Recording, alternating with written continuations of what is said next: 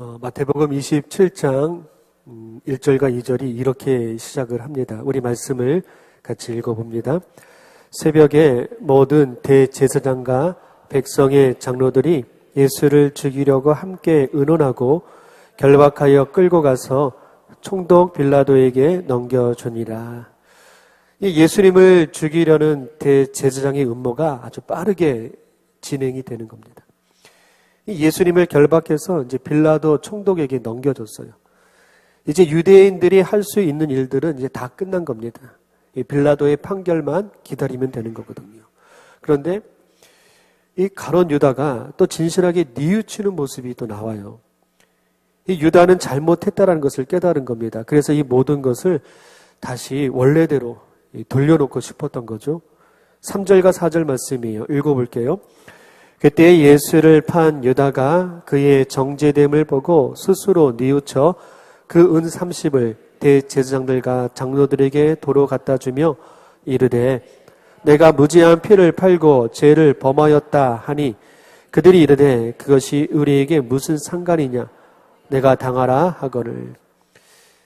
이 유다는 다시 돌리고 싶었지만 이미 다 끝난 상황이에요. 그리고 자기가 저지른 이 어리석은 짓에 대해서 책임을 지는 상황이 온 거예요. 유다가 선택할 수 있는 것은 목숨을 끊는 겁니다. 5절 말씀이 이렇게 되어 있어요. 유다가 은을 성수에 던져놓고 물러가서 스스로 목매어 죽은지라. 스스로 목매어 죽었다라는 것은 이 유다가 저지른 잘못에 대해서 책임을 졌다는 이야기입니다. 그런데 여러분, 예수님도 이 모든 것들을 이미 다 알고 계셨어요. 유다가 참 불쌍했던 겁니다. 예수님이 가룟 유다에 대해서 이렇게 전하셨어요. 24절 말씀, 마태복음 26장 24절에 인자는 자기에 대하여 기록된 대로 가거니와 인자를 파는 그 사람에게는 화가 있으리로다. 그 사람은 차라리 태어나지 아니하였다면 저에게 좋을 뻔하였느니라. 이 가룟 유다의 삶이 너무나 아쉬운 거예요.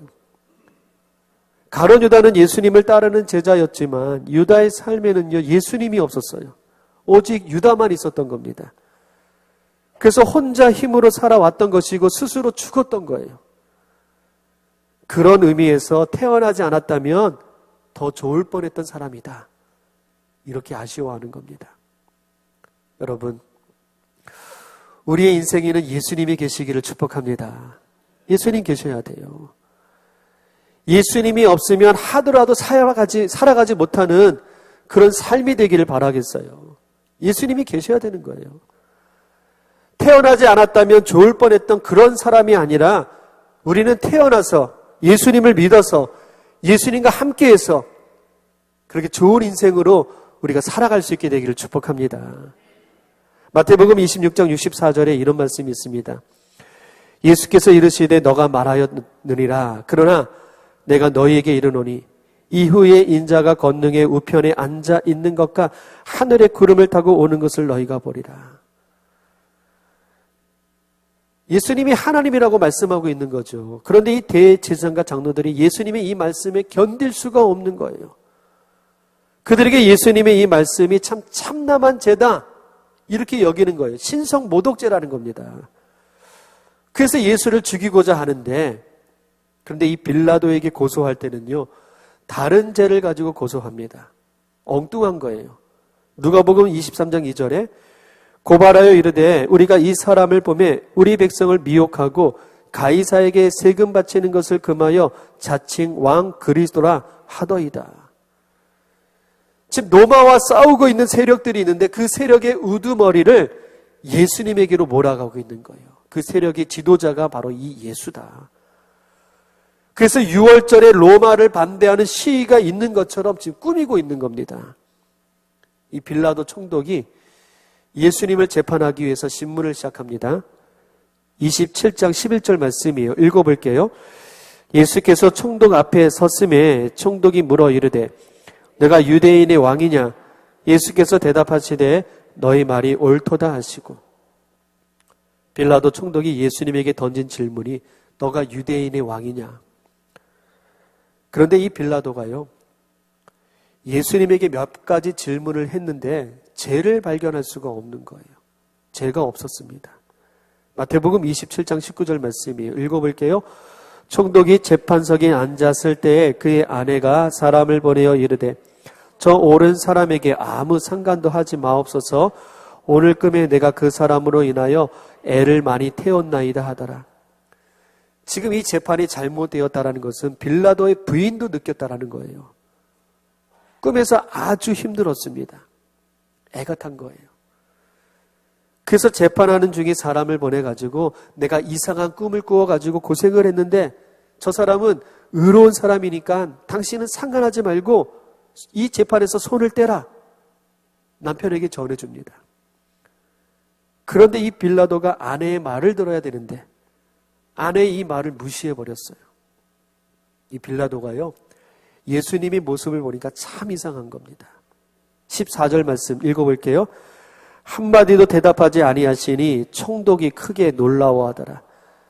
재판이 진행 중에 있는데 이 예수님은 변호하지 않는 거예요. 아무 말도 하지 않는 겁니다. 이 총독에게는 이것이 놀라운 일이었어요.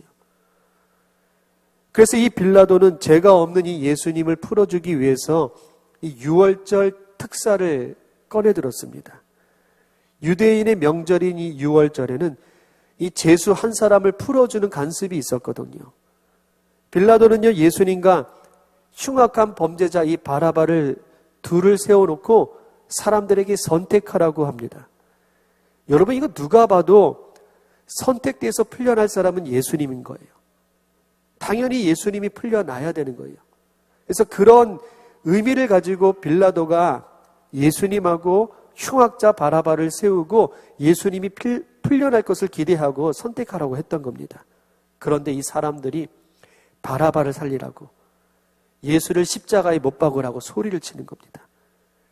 대제사장이 음모를 꾸민 겁니다.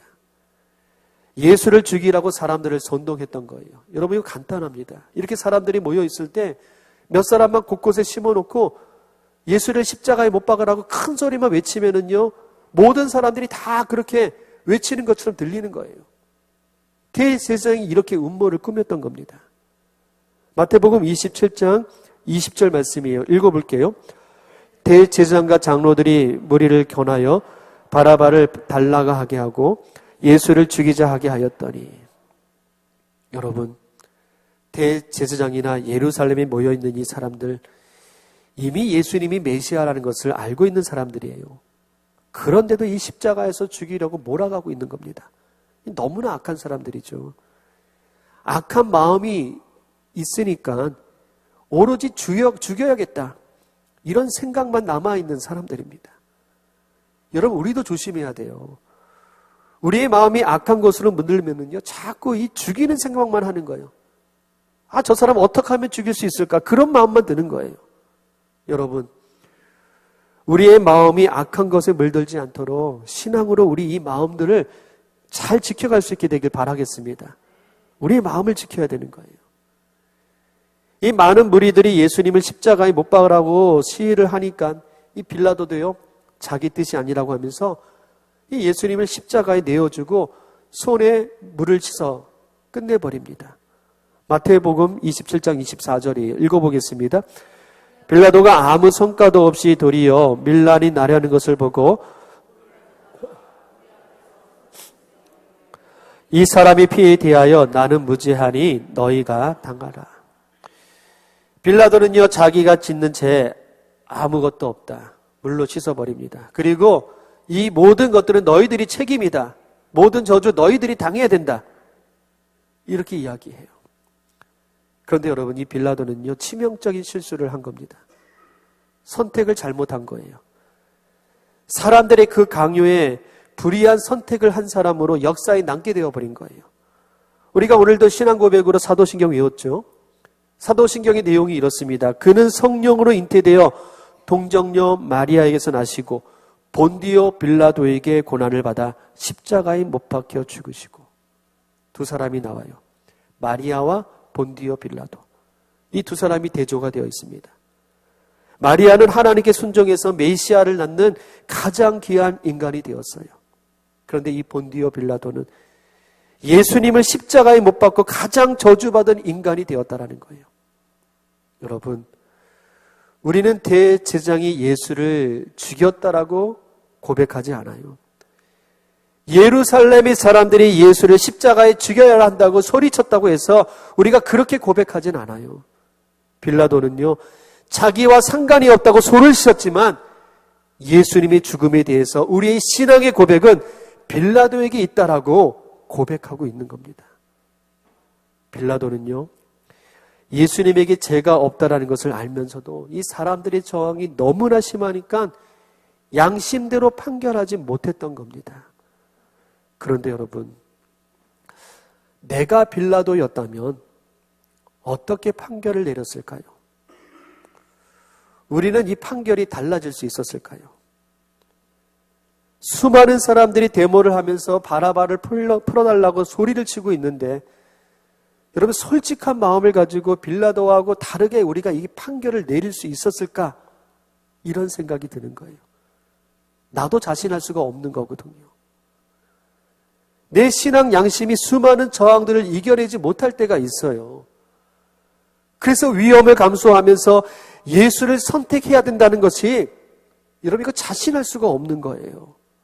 여러분, 우리는 손해보기 싫어합니다.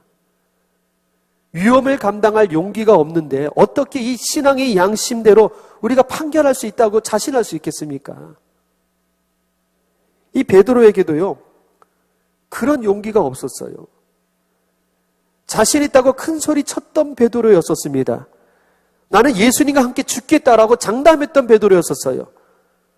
그런데 이런 베드로가 용기가 없어가지고 3번이나 예수님을 모른다고 부인해버려요.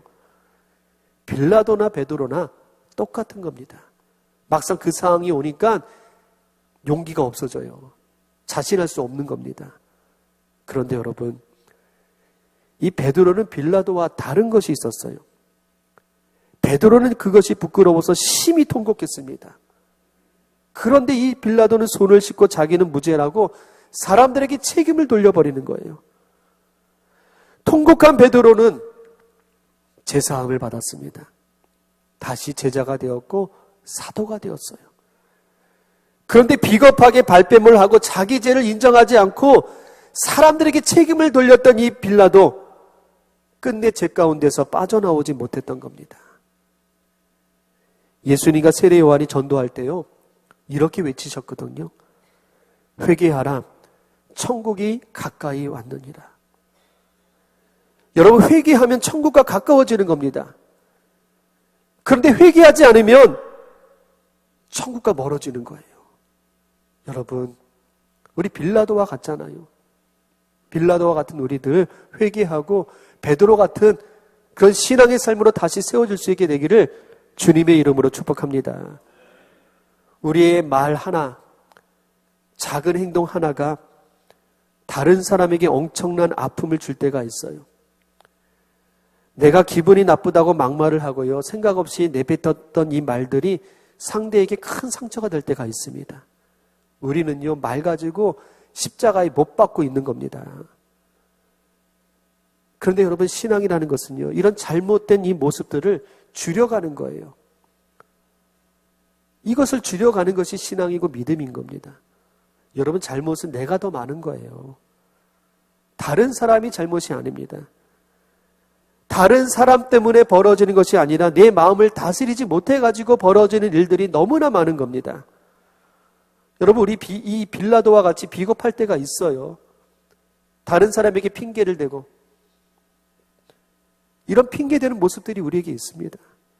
그런데 여러분, 우리의 믿음을 성숙하게 하여서 이런 빌라도의 이 비겁함을 줄여가는 것이 믿음이고 신앙인 겁니다. 우리 줄여갔으면 좋겠어요. 여러분, 우리는 이 베드로처럼 살았으면 좋겠습니다. 실패했어도 다시 돌이켜서 끝까지 하나님의 사람이 되시고 끝까지 이 믿음을 가진 사람으로 우리 살아갈 수 있게 되기를 축복합니다. 마태복음 27장 26절 말씀을 읽어볼게요. 이에 바라바는 그들에게 놓아주고 예수는 채찍질하고 십자가에 못 박히게 넘겨줍니다. 넘겨준다라는 말씀이 여기 나와 있습니다. 예수님의 이 십자가 사건에서 가장 중요한 말씀이 넘긴다라는 단어예요. 예수님은 넘겨졌어요. 이건 아무 힘이 없었다라는 이야기입니다. 저항도 하지 않았다라는 거예요. 그런 뜻이거든요. 예수님은 어떤 말씀도 없었어요. 그냥 침묵하면서 사람의 손에 넘겨졌던 겁니다. 이것이 십자가의 모습이라는 거예요. 이것이 십자가의 모습인 겁니다. 우리가 십자가를 지고 예수님을 따르는 신앙은요, 넘겨지는 신앙이에요. 넘겨지는 신앙. 나는 아무 힘이 없어요. 저항할 힘도 없는 겁니다. 여기서부터 십자가의 길이 시작이 되는 거예요. 여러분, 우리가 십자가의 길을 걷다 보면은 내가 먼저 넘겨짐을 당해야 되는 겁니다. 여러분, 넘겨지는 거 이거 두려워하지 않게 되길 바라요. 우리가 믿음이 있으면 잘할 수 있는 겁니다. 여러분, 넘겨져도 이것을 통해서 온전한 그 십자가의 길을 우리가 따라갈 수 있게 되기를 축복합니다. 억울한 일 아니라는 거예요. 십자가를 지는 일들인 겁니다. 이 군병들에게 넘겨진 예수님이 로마 부대 진영으로 끌려갔어요. 그리고 이 조롱과 모욕이 시작이 되었습니다. 말씀을 읽어보겠습니다. 28절에서 30절까지. 그의 옷을 벗기고 홍포를 입히며 가시관을 엮어 그 앞에서 무릎을 꿇고 희롱하여 이르되 유대인의 왕이여 평안할지어다 하며 그에게 침 뱉고 갈대를 빼앗아 그의 머리를 치더라. 여러분, 예수님 얼마나 힘드셨을까요? 예수님의 옷이 벗겨지고 홍포를 입힙니다. 조롱하고 있는 거예요. 이들이 지금 예수님을 왕처럼 꾸미고 있는 겁니다. 유대인이 왕이라고 했으니까 왕처럼 꾸며주고 있는 겁니다. 날카로운 가시나무를 엮어가지고 예수님의 머리에다가 간을 씌웠어요. 왕이 쓰는 왕관 대신에 가시관을 씌웠던 겁니다. 오른손에는 왕이 드는 칼을 대신해서 갈대를 잡게끔 만들었어요. 이 모습 보면 너무나 우스꽝스러운 모습입니다. 그리고 그 앞에서 이 로마 군인들이 희롱을 합니다. 침을 뱉고 갈대를 빼앗아서 예수님의 머리를 치는 거예요. 여러분, 십자가는 이런 조롱도 있었던 겁니다. 자존심도 많이 상하는 것이 십자가의 길인 거예요. 과연 우리가 이런 십자가를 질 수 있을까요? 우리는 조금만 자존심이 상하면 난리가 납니다. 내 자존심 건드렸다고 난리가 나는 거예요. 작은 충고만 들어도요, 괘씸하게 여기는데 우리가 과연 이 십자가를 질 수 있을까라는 겁니다. 여러분, 십자가 질 수 있습니까? 이렇게 조롱당하고 희롱당하는 예수님, 어떤 마음이셨을까요? 저는 예수님이 오직 하나님만 바라보고 있었을 것이다, 이런 생각이 들어요. 조롱을 받을수록 예수님은 더 하나님 아버지께 집중했던 겁니다. 아직도 남아있는 십자가를 앞에 두고 예수님은 하나님의 뜻, 하나님의 그 마음을 생각하셨을 겁니다. 여러분, 우리 모욕당할 때 있어요. 조롱당할 때 있습니다. 자존심 상할 때 있어요. 그때 여러분, 하나님을 생각했으면 좋겠어요. 우리가 당하는 이 억울한 상황 속에 과연 하나님의 뜻이 무엇이 있을까? 내가 이렇게 자존심 상하는데 하나님이 왜 나에게 이런 아픔을 주시고 있을까? 우리가 그 속에서 하나님의 뜻을 발견할 수 있다면 여러분, 이거 잘하고 있는 겁니다. 우리 신앙이 성숙해지고 있는 거예요. 제대로 우리가 십자가의 길을 지금 따라가고 있는 겁니다. 여러분, 우리 하나님을 생각할 수 있게 되길 바라겠습니다. 내가 기분이 나빠질 때, 내 자존심이 상할 때, 그럴 때마다 하나님 생각하셔야 돼요. 하나님의 인도하심이 우리에게 있게 되기를 축복합니다. 다음 말씀이 중요한 말씀이에요. 우리 같이 읽어볼게요. 나가다가 시몬이란 구레네 사람을 만나매 그에게 예수의 십자가를 억지로 지어가게 하였더라. 구레네 시몬이 등장합니다. 이 구레네는 지역 이름이거든요. 아프리카 지중해 연안에 있는 아주 작은 시골 마을입니다. 시몬이란 이 사람이 예수님이 지시는 이 십자가를 억지로 지고 가게끔 만들었어요. 예수님이 십자가를 지고 가다가 이제 지쳐가지고 이 골고다까지 갈 수가 없는 상황이었어요. 그래서 이 로마 군인들이 보이는 대로 아무나 사람을 골라가지고 십자가를 지게끔 만들었던 겁니다. 그러니까 이 구레네 시몬은요, 구경하다가 재수없게 걸린 거예요. 재수없게 걸린 겁니다. 그런데 이 구레네 시몬이 예수님의 십자가를 지고 가는 이 모습을 마태복음과 마가복음과 누가복음이 나와 있는데, 이 누가복음에서 강조점이 좀 달라요. 이렇게 이야기합니다. 같이 읽어볼게요.